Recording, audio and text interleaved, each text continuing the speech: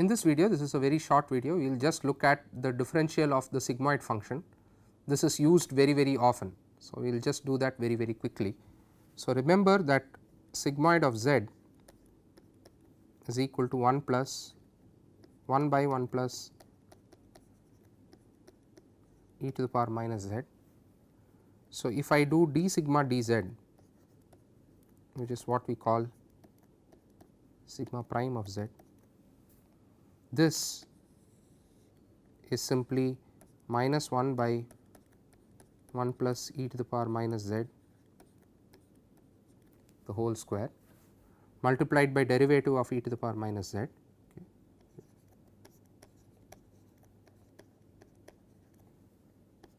So, this is equal to 1 by 1 plus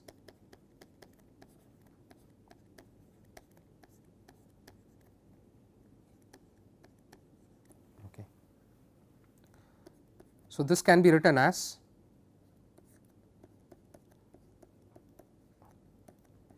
e to the power minus z by 1 plus e to the power minus z. This of course, is simply sigmoid of z, and this can be written as 1 minus sigmoid of z. So, this gives us the relation that sigmoid prime of z